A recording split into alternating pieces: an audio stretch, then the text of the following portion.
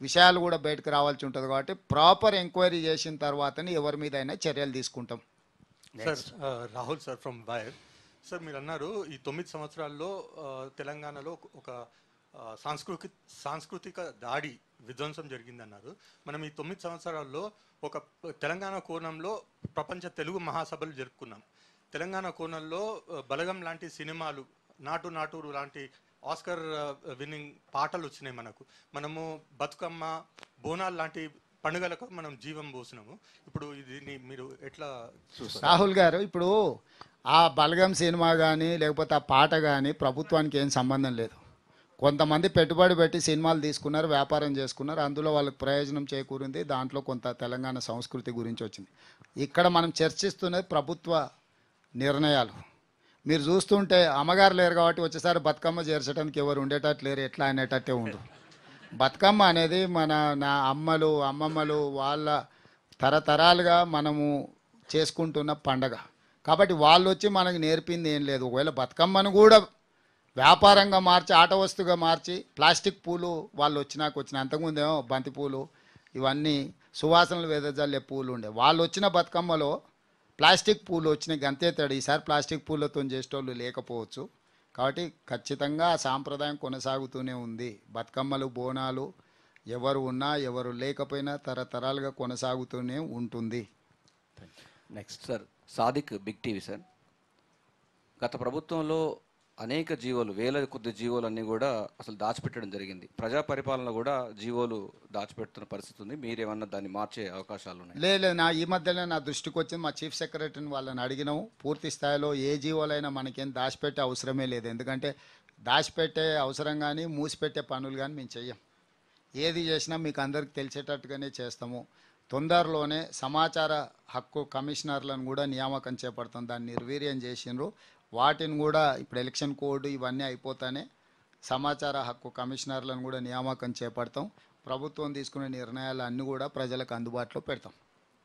Hello sir, Krishnaveni TV5. రాబోయే కాలాల్లో current ఇంకా తాగునీరు, సాగునీరు రెస్ట్రిక్షన్ వస్తుందని ప్రతిపక్షాలు అంటున్నాయి. నిజంగానే ఆ పరిస్థితి ఉంటుందా? ఎప్పుడైనా అవసరాలు పెరిగినా కొద్దీ, అందులోని పోయినసారి వర్షాలు తక్కువ పడడం వల్ల గ్రౌండ్ వాటర్ పడిపోయింది, కరువు పరిస్థితులు నెలకొన్నాయి. గత ప్రభుత్వం నిర్లక్ష్యం వహించడం వల్ల మనకు ఉండాల్సిన రిజర్వాయర్లలో కూడా నీటిని మెయింటైన్ చేయలేదు. పవర్ జనరేషన్ కోసం వదిలేసి గాలికి వదిలేసిండ్రు. పక్క రాష్ట్రం తరలించకపోతుంటే కూడా తాగునీటి అవసరాలను దృష్టిలో పెట్టుకొని నియంత్రించే పని చేయలేదు. ఇవన్నీ అంటే అతలాకుతలం, చిన్నాభిన్నం చేసిరు పరిపాలన. వచ్చేవాడికి ఏది ఎక్కడుందో కూడా ముందే అర్థమైనట్టు పోతున్నామని, వచ్చేవాడికి ఏది మిగలొద్దు అనే ఒక అరాచకం కనిపించింది. దాన్ని కంప్లీట్గా ఈ రోజు వరకు ఎక్కడ కూడా మీకు చిన్న సమస్య కూడా రాకుండా, ఎక్కడైనా అనుకోకుంటే ఏదైనా చిన్న చిన్న సమస్యలు వస్తే కూడా వాటిని పరిష్కరించుకుంటూ, మీకు ఒక ఉదాహరణ చెప్తా. విద్యుత్తు మేము అవసరానికి మించి ఎక్కువ ఇస్తున్నా, విద్యుత్ కోతలు అవుతున్నాయి. ఏంద్రా అని చూస్తే కొంతమంది నాయకులు ఆ లైన్మెన్లకు చెప్పేసి, ఎక్కడైతే విఐపీలు ఉంటారో ఎవరు అంటుంటారో ఆ లైన్మెన్ లైన్ ఆఫే పని మొదలుపెట్టిండ్రు.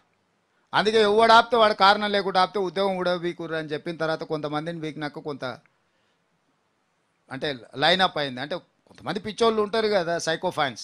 వాళ్ళు ఏంటంటే ప్రభుత్వం ఫెయిల్ అయిందని నీళ్ళు ఇడ్చే కాడ నీళ్ళు ఆపెట్టి, కరెంట్ ఇడ్చే కాడ కరెంట్ ఆపెట్టి. మీరు పోయిన సంవత్సరం ఎంత విద్యుత్తు ప్రభుత్వం ఇచ్చింది, ఈ సంవత్సరం ఎంత విద్యుత్ ఇచ్చింది, సేమ్ డే సేమ్ మంత్ మీరు కంపేర్ చేసి చూడండి. అంతకంటే ఎక్కువ ఇస్తున్నామా తక్కువ ఇస్తున్నామా? సో ప్రభుత్వానికి స్పష్టత ఉంది. అక్కడక్కడ నేను అదే చెప్పిన ఇంతకుముందు, కొన్ని గంజాయి మొక్కలు పాతిపోయారు, అవి వాటి వాసనలు వెదజల్లుతూనే వాటి అన్నిటినీ కలుపు మొక్కల్ని ఏరేస్తున్నామని.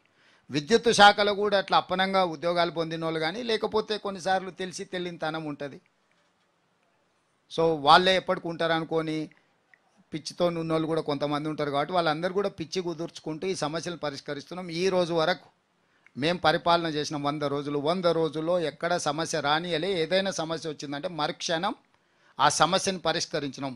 ఈ రోజు నుంచి పరిపాలన మొత్తము ఎన్నికల అధికారుల చేతిలోకి వెళ్ళింది.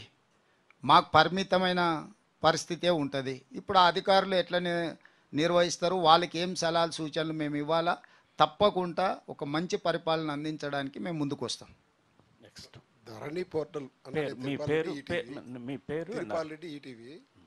ధరణి పోర్టల్ ఆధారం చేసుకొని పెద్ద ఎత్తున అవినీతికి పాల్పడ్డారని చెప్పేసి మనం ముందు నుంచి కూడా కాంగ్రెస్ పార్టీ ఆరోపిస్తూ వస్తుంది. ఆ తర్వాత అధికారంలోకి వచ్చినాక దాని మీద ఒక కమిటీ వేసి అధ్యయనం చేయిస్తున్నారు. ఇప్పటికీ నిషేధిత భూములు లక్షలాది ఎకరాలు అసలు కనిపించకనే అవన్నీ కూడా వేరే వాళ్ళ పేరుతో బదిలీ అయినాయని చెప్తున్నారు. ఆ భూములన్నీ మళ్ళీ తీసుకునేదానికి ప్రభుత్వ పరంగా ఎలాంటి చర్యలు తీసుకుంటారు? అంటే ఇప్పుడు గతంలో ఒక ప్రైవేట్ సంస్థ చేతిలో నిర్వహణ ఉంటే దాన్ని తీసుకొచ్చేసి మళ్ళీ సీజీజీకి అప్పచెప్పినాం, అంటే రాష్ట్ర ప్రభుత్వం పర్యవేక్షణలో ఉండే సంస్థకు అప్పచెప్పినాం. మొట్టమొదట మేము తీసుకున్నాం. తర్వాత ఒక కమిటీని వేసి ఆ సమస్యలు ఏంటివో విశ్లేషించి అందులో ఉన్న సమస్యలు, అంటే పోర్టల్లో ఉన్న సమస్యలు ఏంటివి, ప్రభుత్వంలో ఉన్న వాళ్ళు తీసుకున్న తప్పుడు నిర్ణయాలు ఏంటివి, రెండింటిని సపరేట్గా చేసినాం. ప్లస్ దాదాపుగా కొన్ని లక్షల అప్లికేషన్స్ పెండింగ్ ఉంటే ఒక 2.5 లక్షల అప్లికేషన్లు ఈ మధ్యకాలంలో దాదాపుగా ఎంఆర్ఓలకు, ఆర్డీఓలకు, కలెక్టర్లకు అందరికీ అధికారాలు ఇచ్చి వాళ్ళ చేత అన్ని ఎంఆర్ఓ ఆఫీసులలో ఒక ప్రత్యేక కౌంటర్లు ఓపెన్ చేసి